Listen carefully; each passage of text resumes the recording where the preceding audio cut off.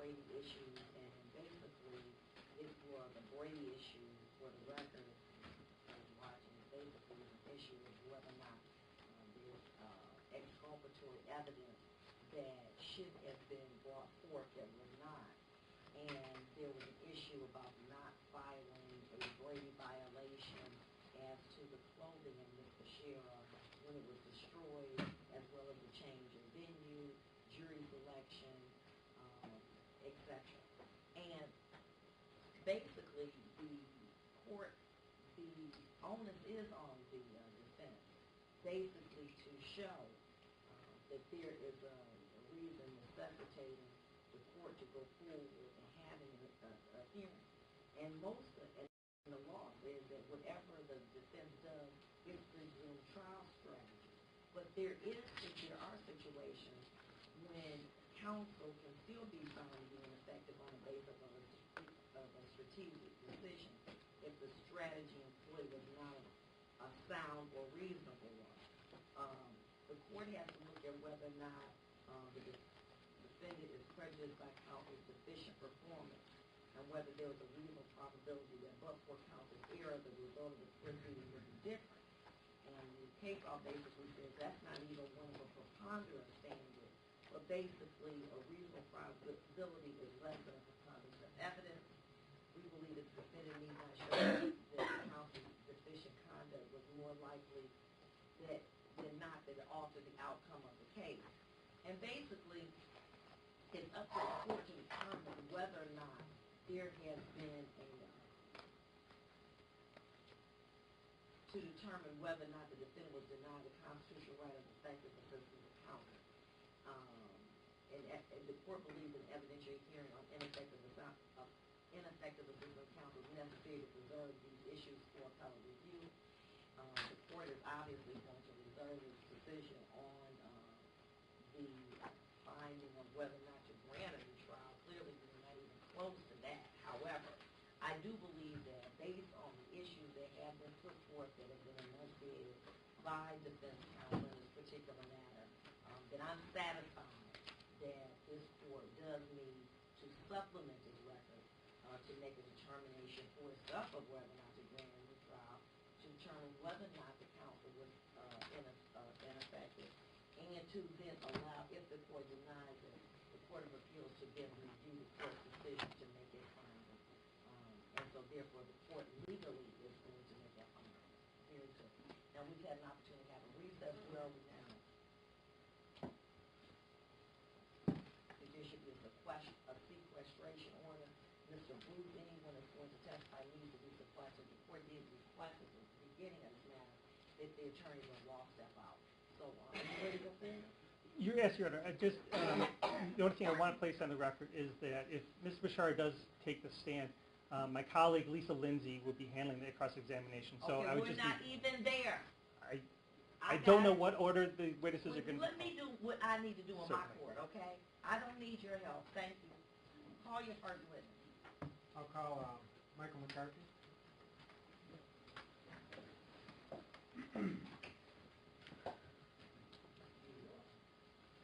2014. Okay. On that day, was there another attorney involved in this case? Yes, I mean a defense attorney? Yes. Yes, Lillian Diallo. Okay.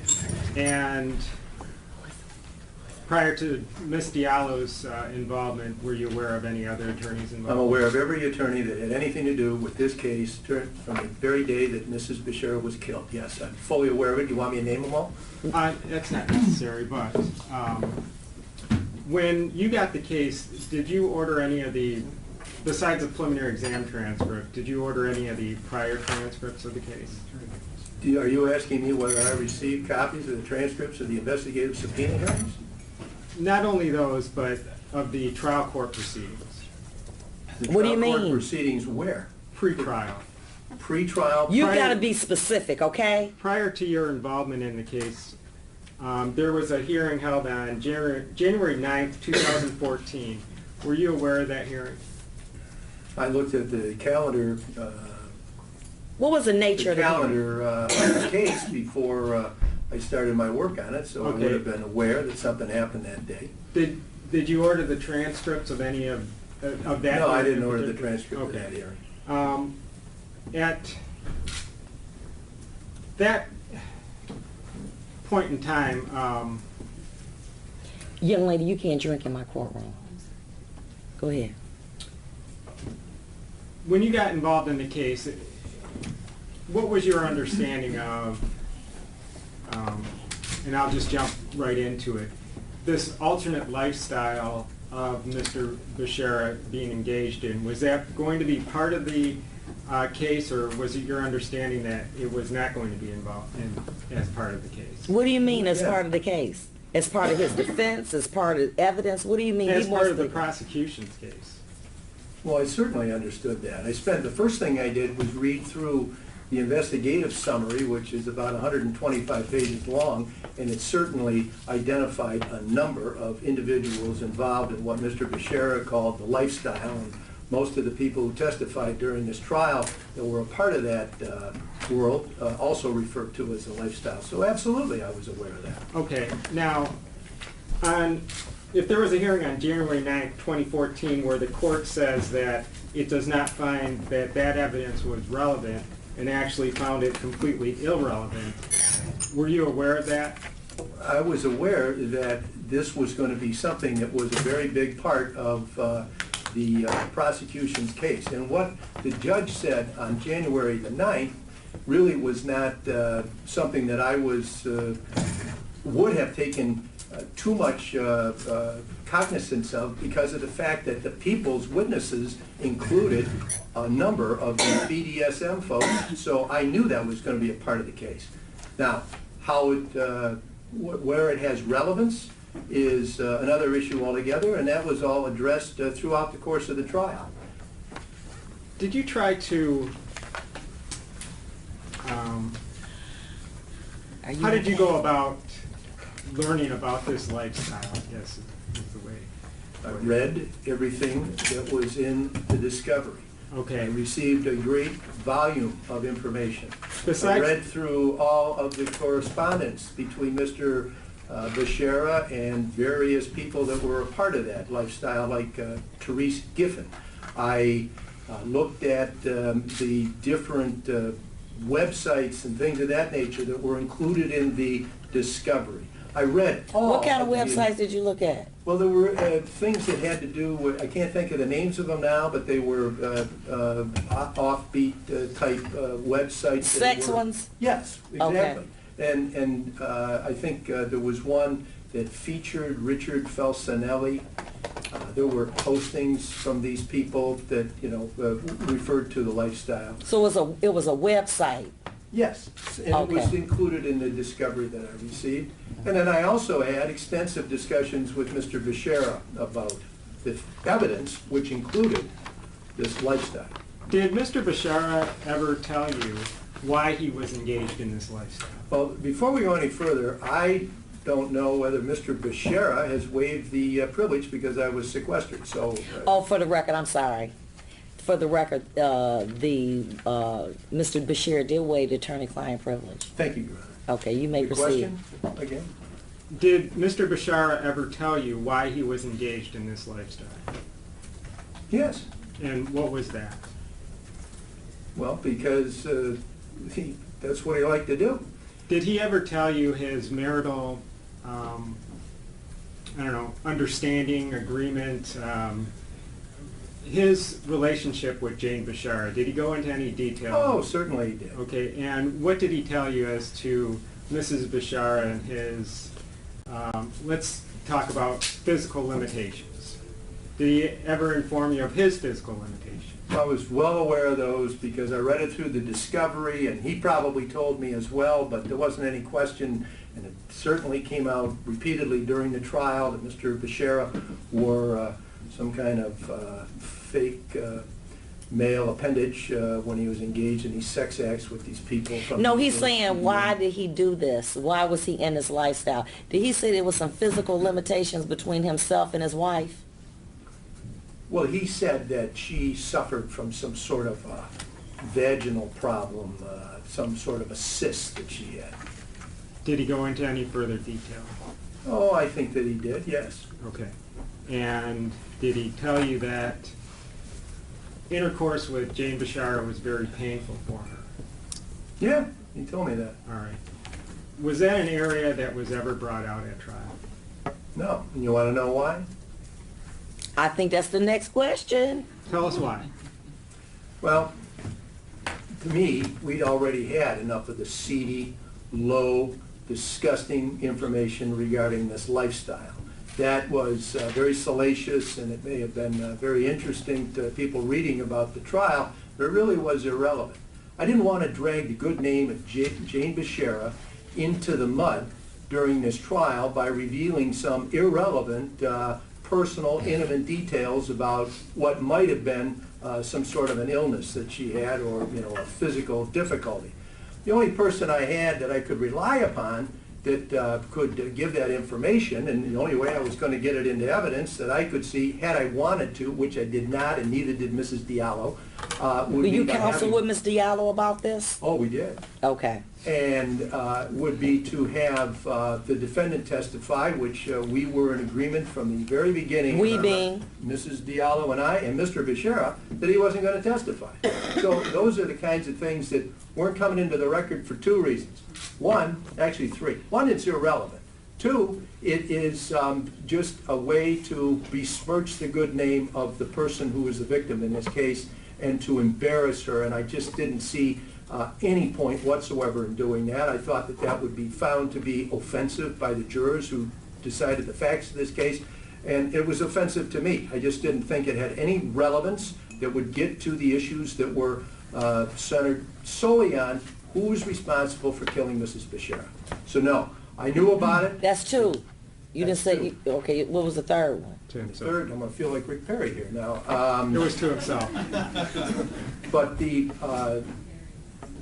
You said it was irrelevant, it would besmirch the good Oh. name of Jane Bashara, and it was... And the third reason was to yourself. that how it would be that we could even get at that, because there are some HIPAA protections for Mrs. Bashara's medical record. So How- I just didn't see, but basically it was irrelevant. How was the bondage, discipline, sadomasochist area of the case relevant to the trial anyways? I didn't make that call. Okay, And you didn't so- make that call, but now it became a part of the trial, right? Yes, it did. It became a huge part of the trial, correct? It was, I would say, a very big part of the And probably most of the testimony didn't center around the death of Jane Bashara. It centered around Mr. Bashara's lifestyle. Wouldn't you agree? No, I wouldn't agree to that. Okay, we have a point of disagreement. But in any event, how was Mr. Bashara's story going to be told to the jury if the jury wasn't informed why he was doing these things? Well, Mr. Bashara's story about his erectile dysfunction was told, or dysfunction was told to the jury through numerous witnesses. But doesn't- Well, let me finish. Okay. Rachel Gillette, Therese Giffen, they both testified to that. That woman from Oregon, whose name escapes me right now, she testified to that. So that part of it was told to the jury. Also was told to the jury that Rachel Gillette and some other person whose name I don't remember were up in Mrs. Bashara's bed with him during the course of their relationship, so while she was alive. So I don't see how having that insult to Jane Bashara that was a part of the record would have been offset by insulting her further and having some intimate part of her body information revealed to the world. I didn't think it was appropriate then. I don't think it is now. But doesn't that show, wouldn't that show the jury something as to why he was out there doing these things? Well, how about the fact that I had... I'm sorry, just, Your Honor, this is his witness, and I would just object to the leading nature of those questions. The rules of evidence don't apply. Go ahead. That's- Or do they? No, they don't, Your Honor, but... All right, well, but then sit my down. argument- Just sit down. Go Let ahead. me point out one other thing. The defense presented a couple of witnesses, one of whom was Lois Valente. Lois Valente testified that she had conversations with Mrs. Bashara in which Mrs. Bashara revealed to her that he, Bob Bashara, had been involved in some sort of a key party, something that Jane Bashara was invited to by him, but she refused to do it. And then she said, you can go do whatever you want to do, but I'm not going to be a part of it. And she told that to Mrs. Valente, who testified. So I believe that we much more effectively got out the fact of an understanding between Mr. Bashara and his wife through the testimony of a very believable and a very credible witness, Lois Valente, and we didn't have to go down on the low road by revealing intimate things having to do with Mrs. Bashara that I believe actually were irrelevant. We accomplished the same goal. We did it in a much more delicate and appropriate manner. You understand that? See, you've used the term that it would besmirch her character and so forth, but... Not her character, it would embarrass her. Embarrass her, okay. It's... You never thought that the jury had to know of that. No. Never crossed your mind that that could be a relevant piece of evidence that the jury would find. That it wasn't just because, it wasn't that Bob Bashara suffered erectile dysfunction because of Jane Bashara. I mean, isn't that what the jury was left to believe? Well, I don't think so. I don't think that's it at all. I think Bob Bashara suffered erectile dysfunction, like he said in his own affidavit. He's overweight and he's got diabetes. Right. So that's got nothing to do with Jane Bashara or her vaginal cyst, if it actually existed. All right, and so you never went down that road? You didn't try to find it? Well, you read the trial transcript. No, I didn't go down that road. I wouldn't, in hindsight, I wouldn't go down that road. Okay. It wasn't a road that should have been taken, and he didn't get convicted because I didn't go down that road.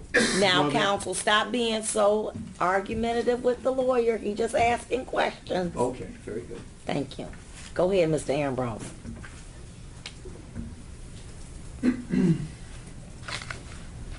So you got involved in this case April 2014. That's correct, April 15th. Okay, April 15, 2014. And Was that tax day? Oh, tax day, okay. you had a number of other cases going on during this time, correct? Of course I did. You know, I didn't get this case because I didn't have anything to do and was inexperienced. Counsel, stop being argumentative. And there are a number of boxes and documents to sift through, correct? Well, What? actually, what there was a big external hard drive that from which I generated 6 banker boxes full of materials, in addition to the trial transcript and the transcripts of those investigative subpoena hearings, Okay. and some written discovery. You had Joseph Bruce as an investigator, correct? Mr. Bruce was appointed to be an investigator in January of 2014 when Mr. Bashara was being represented by the Defender Office. What types of things did you want Mr. Bruce to look into? What was he investigating? First thing I asked Mr. Bruce to do was to obtain records having to do with the case against Larry Ellington in the St. Clair County Circuit Court. I wanted to have copies, certified copies of his judgment of sentence prior to the time that his there was an order for him to be resentenced, and then I wanted to have a certified copy of the new judgment of sentence to be able to show, if it was necessary, that I had to provide certified copies into evidence. I would have them at my fingertips in order to be able to show the benefit Mr. Ellington got for his cooperation with prosecutors. And just for the record's clear, Larry Ellington was an inmate at the Oaks Correctional Facility? That's correct. He was Mr. Bashara's roommate or cellmate. All right, and he made certain allegations about Mr. Bashara, is that Yeah, right? he claimed that Mr. Bashara ordered hits on 4 people, including Lisa Lindsay, For $10,000. or thereabouts, in a house, and $50 in his roommate account. And so that's why you wanted Joseph Bruce to gather up these documents? That's right. Okay. What else did you ask of Mr. Joseph Bruce? Well, when we got to the We point, being? Mrs. Diallo and I, when we got to the point where we had some witnesses identified that might be helpful to the defense team, I asked not only Mr.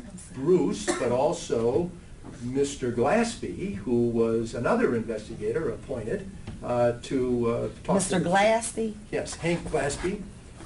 He was our second investigator, and he came on to the team in the summer of last year and was very helpful and involved in taking care of speaking to witnesses and things of that nature, same kind of things that we asked Mr. Bruce to do. And so what witnesses did you have him contact or Him? talk to? Well, Which one? We got two. I couldn't tell you the names of all the witnesses. We had a number of witnesses on the people's witness list that, when we got that, we divided that up between the two investigators, or they divided it up among themselves, and they were going to reach out to those witnesses and try to interview them. Some Right. wouldn't talk to them. I think some did, and then they found the people that we actually presented during the defense part of the case. Now, there was one witness in particular, J.J. McKee.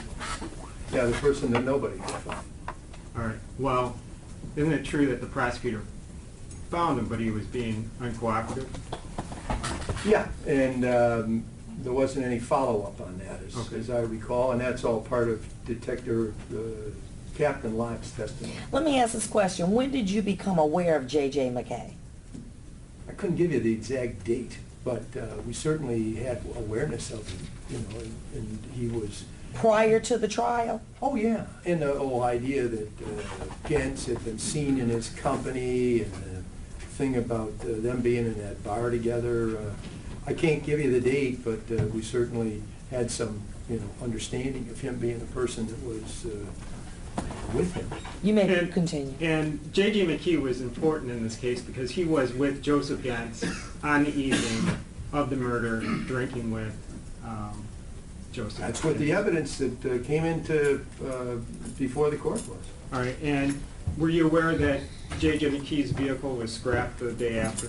Yes. Okay, so you tell me, J.J. McKee pretty important person or not? Well, J.J. McKee, for all I know, is a red herring, but he was someone that we could point at to say that Joe Gentz was with this guy. Okay, hold on. Why would you say J.J. McKee is a red herring?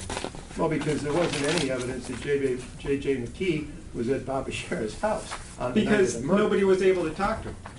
Well, that is not something that I could control, that no And- one was able to talk to him, including the police. And do you know if ever J.J. McKee's cell phone records were ever obtained? Mr. McCarthy, pull the microphone close because Mr. Bashir can't hear you. I'll be happy to speak up. Pull it up a little bit. Can you do something? How's that? Great. Okay, that's much better. Go ahead. Do you know if J.J. McKee's cell phone records were ever obtained? No, I don't believe that they were. Don't you think that would have been important evidence, information, something, some That's sort of... why I asked Captain Locke about it. Okay. And he agreed, and also, not only him, but Mrs. Diallo asked Stan Brew about that. So that's all in the record. We got as much mileage out of the failure to have those records as we possibly could, maintaining, of course, the fact that we didn't have the burden of proof, the people did. Right, and you never saw any type of documentation, any evidence, any statement from J.J. McKee whatsoever? No, J.J. McKee didn't give any statement to me. Okay. Now, let's talk about... Okay, Jane Bashara gets murdered by Joseph Gentz. Everybody agrees to that, correct? Yes. Okay. Her funeral is held a few days later, correct? Yes. The clothing that Jane Bashara was wearing on the day of the murder, do you know what happened to it? Well, from what I understand, the detective in charge from the Grosse Pointe Park Public Safety Department didn't pick it up from the hospital, or rather from the medical examiner's office. And I guess it was returned to Mrs. Bashara's family. All of that happened more than 2 years before I had anything to do with this case. Did you ever I mean, that's some important information or piece of evidence, wouldn't you agree? That is a better piece of evidence, just the way it was, non-existent. I don't know how it would have been guaranteed to be helpful to the defense. Well, let me stop you there. Did Bob Bashara ever admit whatsoever that he was involved in this murder? No, Okay, never did. so how could that evidence be, how is your ignorance of that evidence going to be helpful to Bob Bashara? Because I can point to the incompetence of the police department, Okay. and I can argue, as I did, that this was a rush to judgment. They identified him as a suspect 2 days after the body was discovered. They lost or didn't even find the clothes, and there was other evidence that was mishandled, such as the leafy material on the garage floor. And hold on right there. I want to talk about that just briefly. When were you informed of that leafy material, the report from it? I received that report, as I understand it, the same day the prosecution did. That was on Sunday morning, November the 30th of last year. I got an email from, I believe it was Mr. Hindelang, but it might have been Miss Lindsay, somewhere in the neighborhood of about 10 o'clock in the morning on that Sunday. And I read it with great interest and wanted to know why it was that we didn't know about this. So then we talked on the phone. Okay. And so that's during the trial that you received this, Well, it's correct? almost the end of the trial. Right. This is at the point where we're going to start calling defense witnesses. Right, almost. and by all accounts, that evidence was of benefit to Mr. Bashara. And we got a lot of mileage out of it, because that's the reason I called Captain Locke. And wouldn't you agree that that's the type of information that you should have had prior to trial? Yeah, well, I think the prosecution would agree with you there. They didn't have it either. And the fact of the matter is, on I think the 11th of And November... hold on right there again. You understand that Bob Bashara was facing life in prison for this offense, correct? Yes, I understand. And wouldn't it have been a pretty darn good practice to have all the discovery prior to trial? Are you saying this is my fault? No, I'm No, not. answer the question, please, Mr. Well, of course. Okay. And did you ever object to that process of the prosecution in their delay of getting that information to you? First of all, I called Captain Locke. I confronted him with his failure. And he acknowledged that. And so if you read his testimony, which I'm sure you have, you can see it's all there. It was made a part of the record. That was the way I dealt with that. Filing an objection or a motion or something like that would have been pointless. First of all, it wasn't the prosecutor's fault. They didn't know about it until I knew about it. I mean, until moments before I knew about Well, it. the prosecution and the police are hand in hand, wouldn't you agree? No, I wouldn't agree. And because they're separate entities. And while they may be on the same side of the courtroom, they are different entities. Certainly it came out during the trial that there were problems between the prosecutor's office and the Grosse Pointe Park police people, and this was just one of them.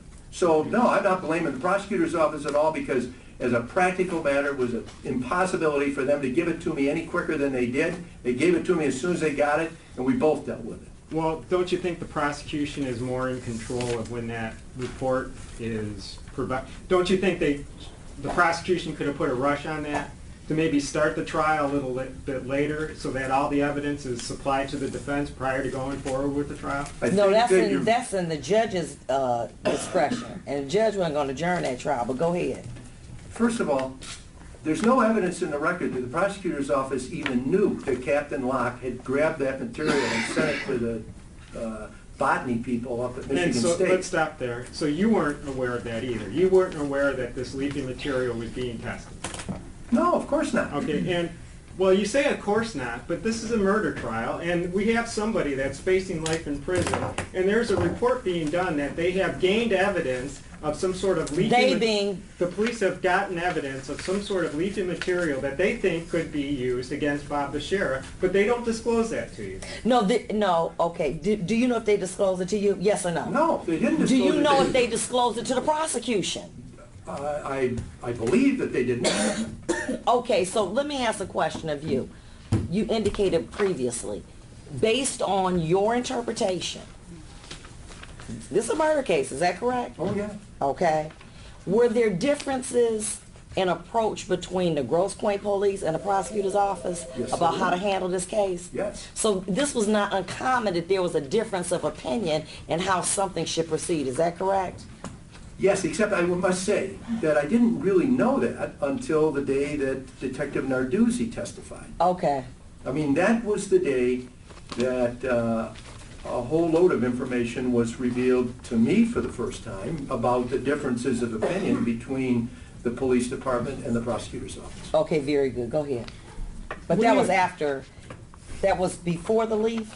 No, that was immediately after. That was during the week of December 1st, and it might have been either the 2nd or the 3rd when Detective Narduzzi testified, and then it was the following morning that Captain Locke testified. I learned that during the cross-examination by Ms. Lindsay of Detective Narduzzi about the problems that existed between the prosecutor's office and the Grosse Pointe Park Police Department. Okay, very good. Go ahead.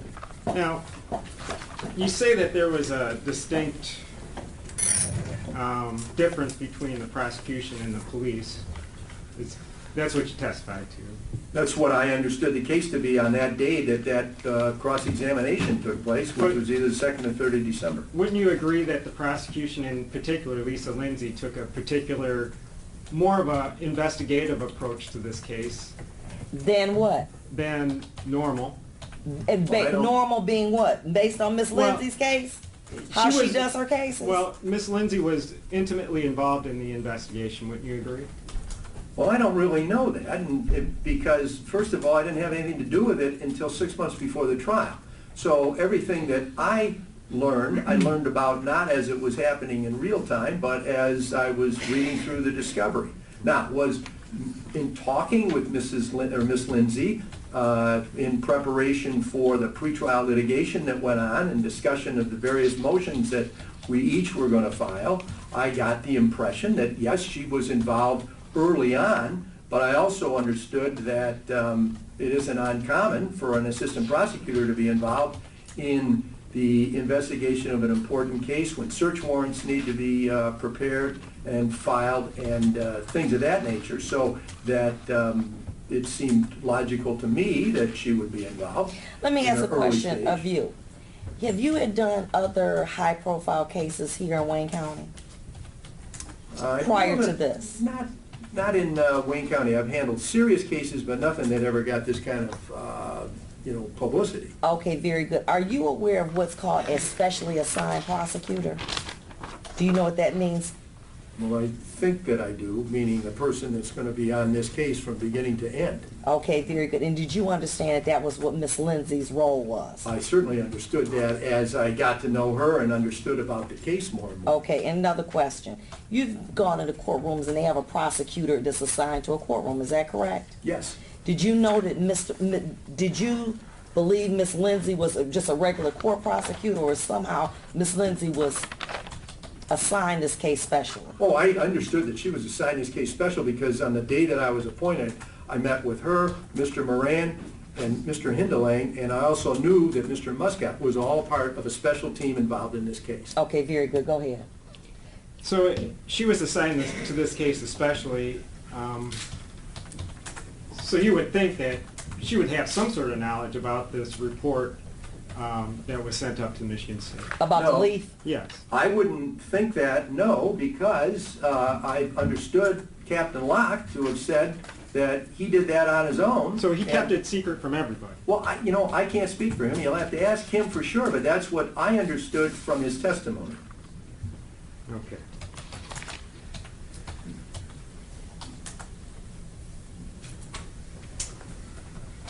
You had a number of meetings with Mr. Bashara? Yeah, I don't know the number, but we certainly met quite often. All right, and discussing trial strategy and so forth? Yes. Okay. You informed him, or you tell me about Mr. Bashara testifying. Were you in favor of it or not in favor of it? Absolutely against it. And why is that? Oh, I don't think he would have been a good witness. Mr. What- Bashara had made many statements in the press prior, long before I had anything to do with this. He was on Dateline twice where he contradicted himself. I thought that his statements out there denying that he had anything to do with this Rachel Gillette and then admitting that he did, those kinds of things just went right exactly to his credibility. He had, I thought, numerous problems that would be better left alone by not having him testify, by giving us the opportunity, myself and Mrs. Diallo, to work as diligently as we could to discredit some of the witnesses who claimed that he made admissions to them. I thought we did a very good job of that discrediting the various witnesses like Mr. Monroe, and I thought the best strategy would be to have him off the stand. I stand by that today. I doubt very seriously that if he would have been cross-examined by Miss Lindsay, as would have been the case, that the outcome would have been any different, and that most likely the jury would have deliberated for a much shorter period of time. Okay, and let's talk about jury deliberations for a second, because since we're on that subject.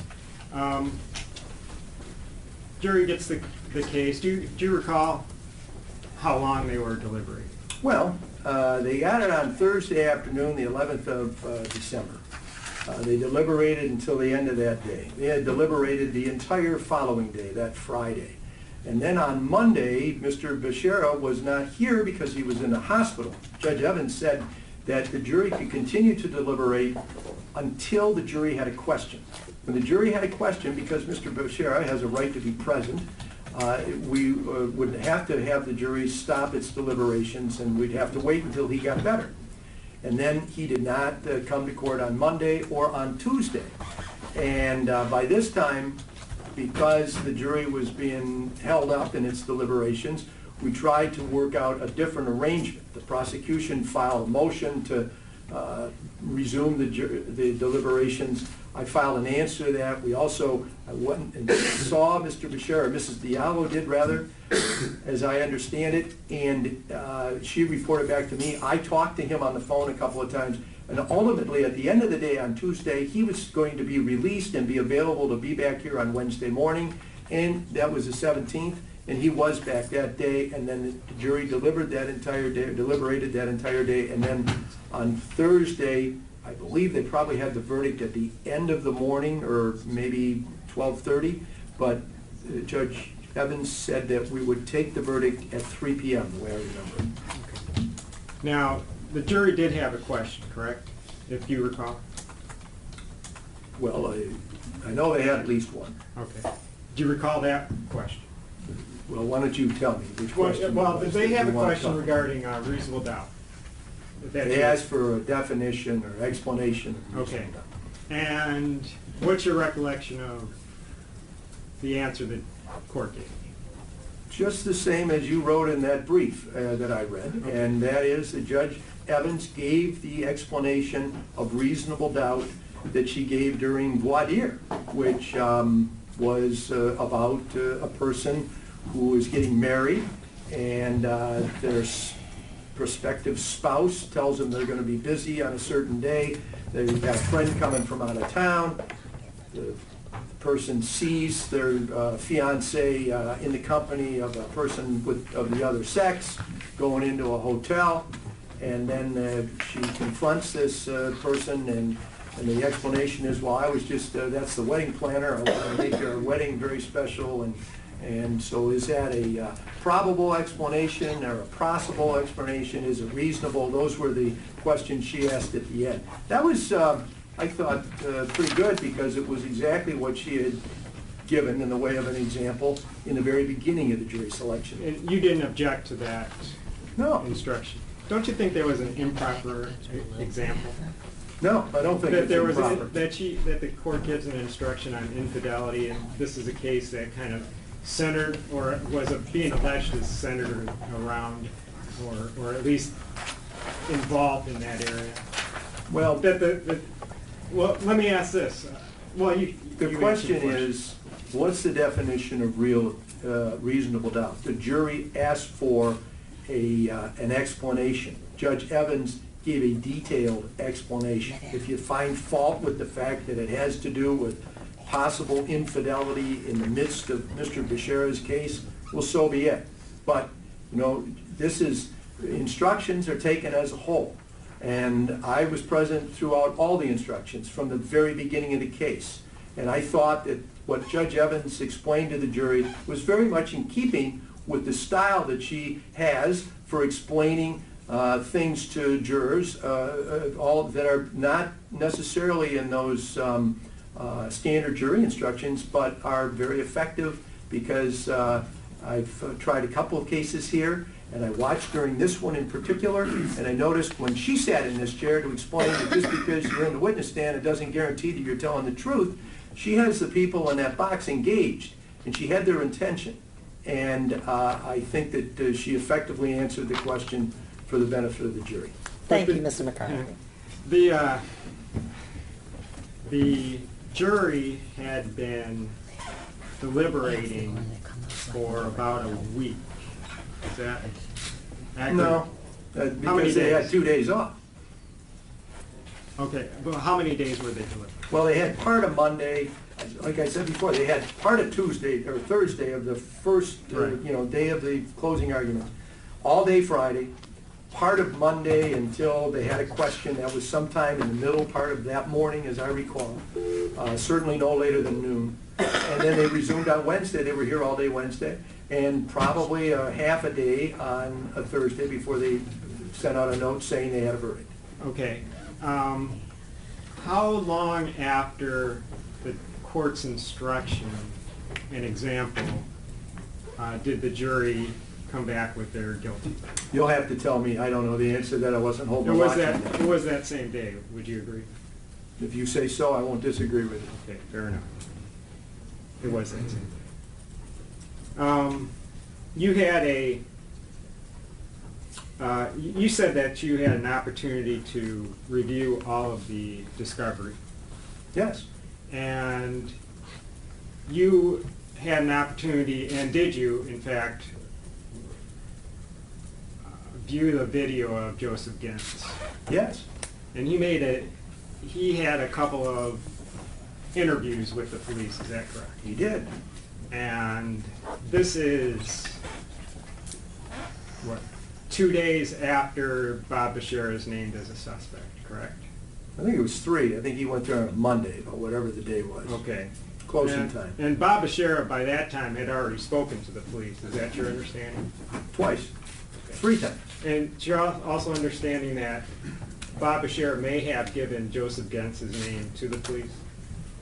Well, not may have. He did give his name to the police, and he did it in a letter that was written by John Brewstar. That was Okay. delivered to the police department on the 29th of January. Okay, and then we have Joseph Gens' walks into the police department, correct? On the 30th or 31st of January.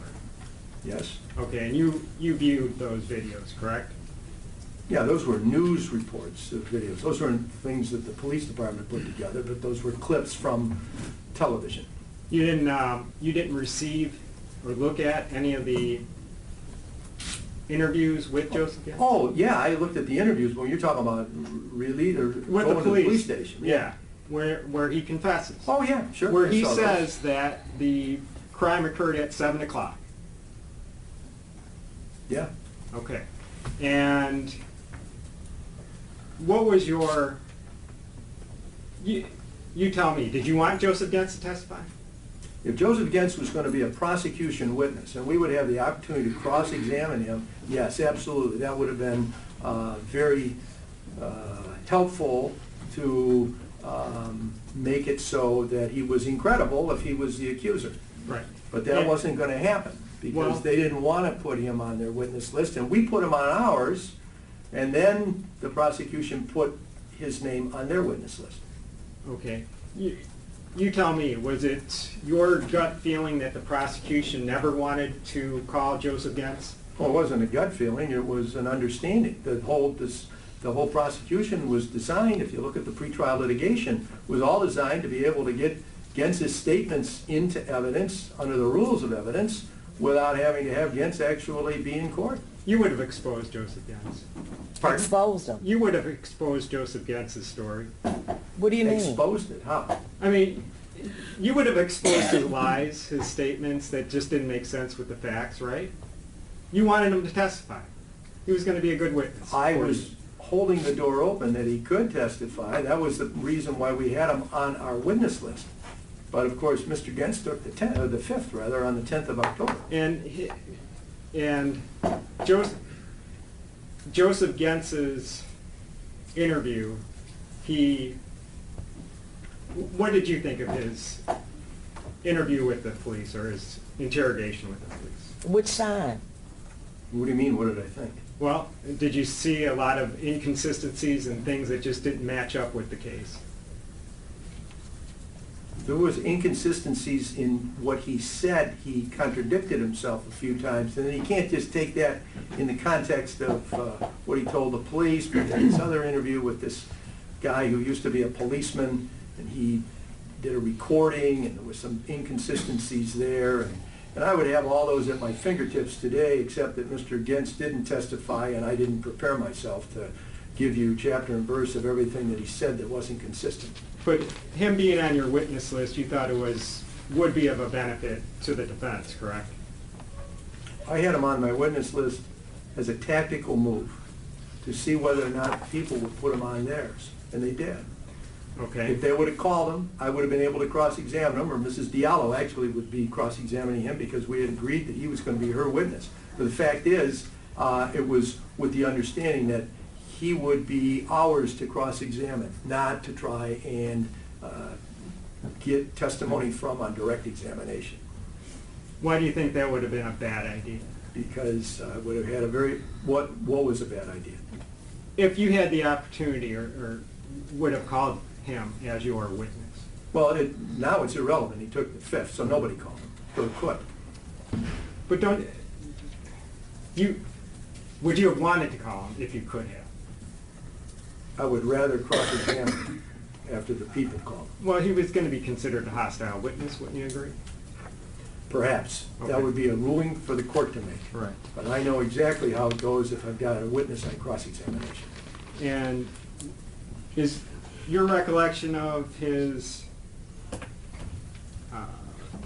statements to the police that this murder occurred at 7 o'clock?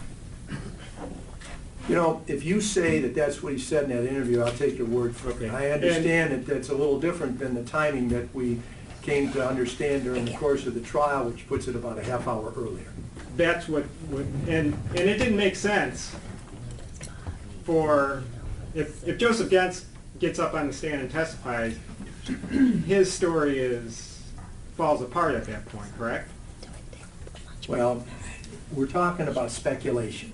Okay, And but I don't know whether it's going to fall apart or it doesn't. If the actual event took place, if we had him here and we had him testify, then we would see whether it fell apart. And he doesn't change the time Joseph Gens doesn't change the time that it happens until the day before his plea.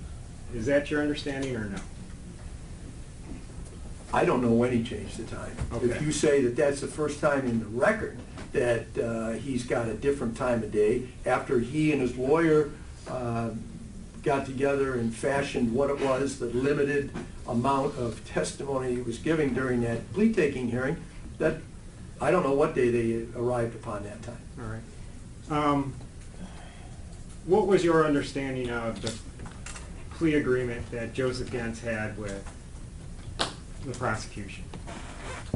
I understood that he was getting a sentence of from 17 years and 6 months to 28 years upon pleading guilty to second-degree murder. Were there any conditions to that? Yes, he was obligated to testify in Mr. Bashara's trial. Okay.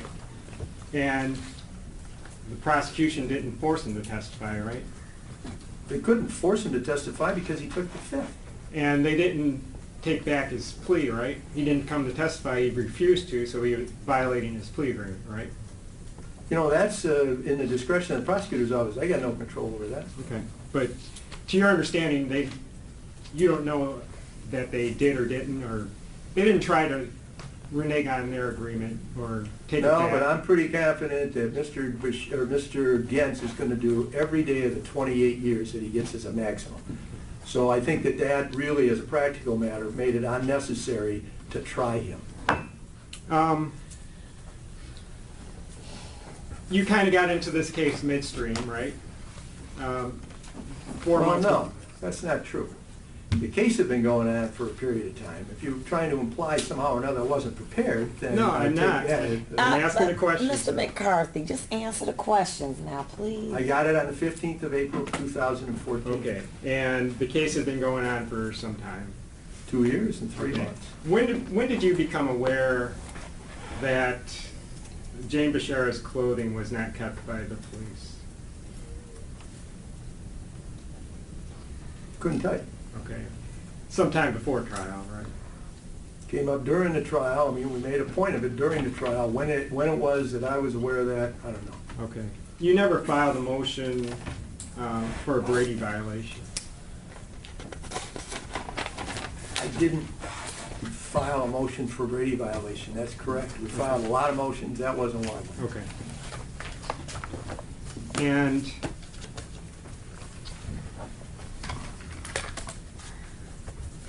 it's very difficult at this point, but you know, all it leads the defense right now is if games. You know, if J.J. McKee's Ask the question, that's not no question. if J.J. McKee's DNA is on that evidence, or on that clothing, wouldn't that have just been tremendous information? Well, that would really be tremendous information. But you know what would have been bad information if Bob Bashara's DNA was on that clothing. You know what? And you spoke with Bob Bashara, right? Many times. Yes? Did he ever say, don't get Jane Bashara's clothing because my DNA is going to be on it? No, we never had that Okay. conversation. So, and actually, he never once in all of your conversations ever said that he was involved in any way. Oh, absolutely not. Okay. And as an attorney, you want your clients to be truthful with you, correct? You know, what I want, what I get are two different things. I've been doing this Answer a the long question, time. Well, no, Mr. that's the McCarthy. answer. I'd like them to be, but I'm not naive enough to think that they are. Okay, but you got to go with what you get, right? I got to deal with the evidence that the prosecution is going to present. Okay. If I have a witness that I can confidently put on a defendant that I can confidently put on a witness stand, I'd be happy to do that. And you know that Come on now. that Robert Bashara never admits to being involved, and you still think that it's a bad idea to have that evidence, have the clothing evidence? As I What? said before, I have to deal with the cards I got, okay? And I got this case, as you pointed out, in midstream. So it's 2 years and nearly 3 months after Mrs. Bashara was dead. What am I going to do about it then? And J.J. McKee, maybe his DNA is on that stuff. That's great speculation, but we don't know that, and we'll never know. You're right about that. And that's not good, is it? Not in a murder trial. I don't know what that evidence would bring if you had it, so I can't tell you whether it's good or it's bad, because it's all speculation. And, you know, the fact is, this isn't a fact that's being revealed now. That was all part of the record during the trial for the jury to consider.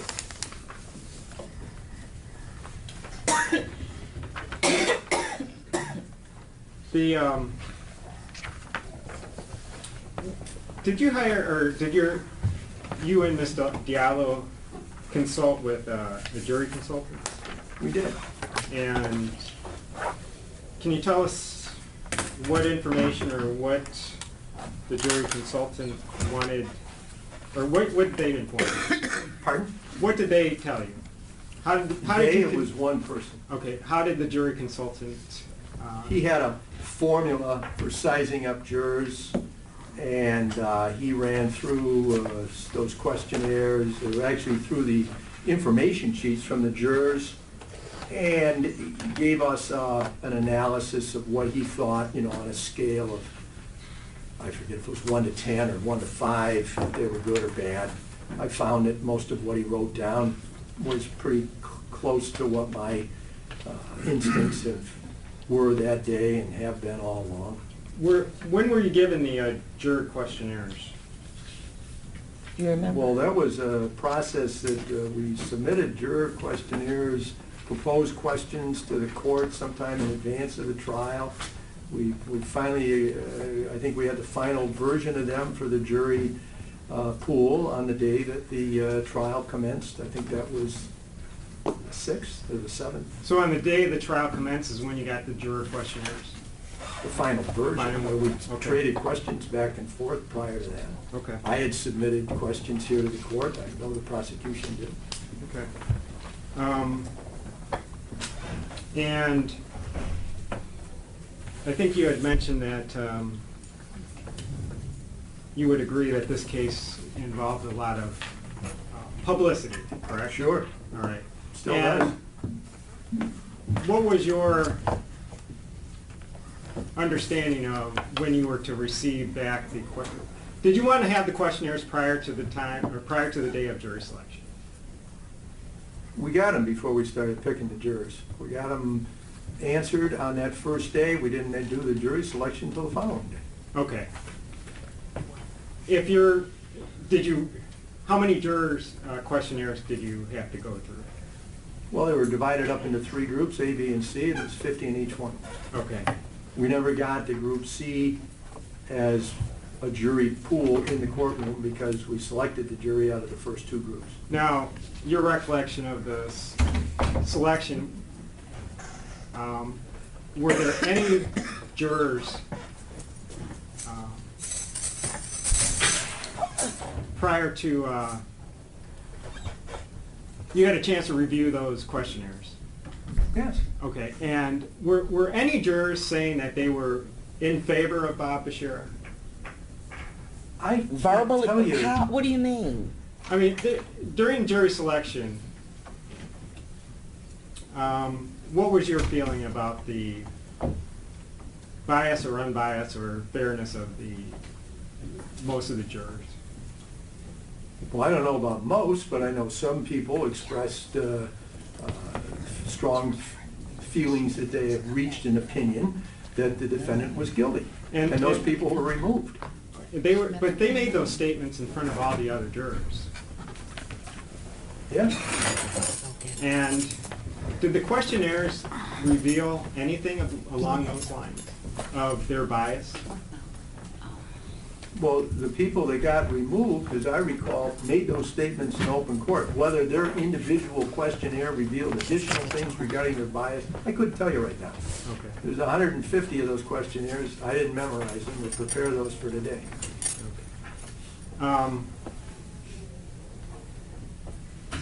Did you ever consider, knowing that this case was a high publicity case, ever consider filing a motion for a change of venue? No. I didn't consider filing a motion for a change of venue because I had no idea where Mr. Bashara's case could go where publicity would not have preceded him, because this was a case that garnered nationwide interest, and Mr. Bashara himself was on Dateline in February and again in May of 2012. Those things all occurred long before I was on this defense team, and I was cognizant of some of the publicity just because you can't live here without hearing about it. But the fact is, there isn't any place he could have gone where the people that live in a different county other than Wayne don't have newspapers and don't see television. He certainly couldn't have gone up to Oakland County and had it be any different in terms of people's knowledge of what's going on, nor could he have gone to Macomb County or Washington or Monroe or any of those other places. Well, how about Menominee County? Well, Menominee County, where is that at? I think they've got televisions, and they've got Dateline, and they've got newspapers, and I don't think that there would be any reason to believe that you could go to a different county and not have that widespread news precede Mr. Bashara. Well, don't you think it was more saturated here than in southeast Michigan rather than other parts of the state, whether it be the upper part of the lower peninsula or in the upper peninsula? On December the 2nd of last year, I got calls from people telling me that or actually on the 3rd, that I was on Morning Joe What's that? That's a nationwide show on MSNBC because the lights went out in our courtroom here. And that was the level of interest. That is a nationwide thing, and it was shown there. In addition, I received calls from other people telling me that it had been on some other TV show. So the fact of the matter is, I don't know where you could go where you wouldn't have had some following of this case. But, okay, so, but wouldn't you agree that these people in the jury box were there for every day? What? Of course, they all showed up every day. Okay, and was Morning Joe in the jury box every day? Morning, Joe. No, What? I'm just telling you, it got nationwide publicity all along, so it didn't matter where you went. What I'm saying, I didn't see it, well, you tell me, did you ever note in the evening this case being on CNN? Counsel, what they got to do with this I don't case? It has to do with the jury, why he didn't move for a change of venue. Well, if he's in the middle of the case when the lights goes off, what are you going to do? Move the change of venue because they went off? I'm not saying that, Your Honor. I'm saying prior to trial. Okay, go ahead. Morning Joe was during the trial. Is It that was during the correct? trial, yeah, the lights went off. I'm Okay. just telling you that they got a lot of publicity. And Okay. they got it beforehand. But when it's nationwide publicity, where are you gonna go? All right. And that was your concern prior to the trial. Yes, I felt that he was gonna get as fair of a trial as he possibly could, right here in this courtroom, in front of a Wayne County jury. And just, And in front of this judge. That's what That's you right. thought too. Okay. and I say that sincerely. There's one other thing that you should know. This isn't the first high publicity case I've tried. It wasn't in Wayne County, but I tried one the year before, the Cipriano case, Mitchell Young, in Oakland County Circuit Court. It took me longer to pick a jury in that case, finding people that didn't have knowledge of that case, than it did here in the Bashara case. And I think that that's quite remarkable, I think so too. but it's the truth. Okay, let's move on. Let's ask some more stuff about this. What about the questions that you may have about the prospective witnesses that may have been called that you do have some of? Not all of them, but some, please. We talked about that. Kevin? There were, okay, let's talk about, are you familiar with the name Kevin Hall? Yeah. Only because I read it in your motion. Okay. But So as I understand it, Kevin Hall is a witness on information and belief because of a letter that purportedly was written to the court, whoever the court is. I don't know if that means Judge Evans, Judge Kenny, or the clerk of the court, but that's not a letter that I ever received. Okay. And don't know anything about, so no, I can't tell you a thing about Kevin Hall. Okay. Thank you. You know, Your Honor, if I may, can I have just a brief moment with my client? This is what we're going to do. We're going to break for lunch, okay? Is that good? Wait a minute. Hold on for a minute. This is what I want to do. Let's try to narrow down the witnesses or prospective witnesses, some of the names. So let's do this. Let's come back at 1:30, okay? Make sure Mr. Bashir gets his lunch. What? Your Honor, may I address the court? I also have pills that I need to take at normally at 11 o'clock that I have not been given. What kind of pill?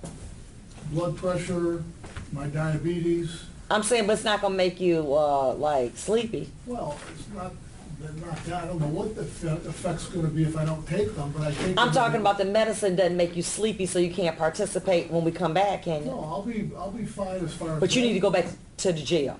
Well, my suggestion would be to go back, take my meds and have lunch and then come back, yes. Okay, so is 1:30 enough time for you? That'd be plenty of time. Okay, very good. I'll see everybody back at 1:30. That concludes this matter. Thank you. Is that enough time for us to get him back over? Come back. You know what? Make it 1:45. I'm sorry. I was letting you know where I was. Oh, 1:45. That's fine. 1:45. That's enough time. Come on back. Wait a minute. Let him talk to his lawyer. Because, you know what, I gotta take him back to the jail. It's okay. Well, I'll be infringing. He got to take his medicine. How'd you wait that But you gotta tell me that they were taking medicine. Well, that's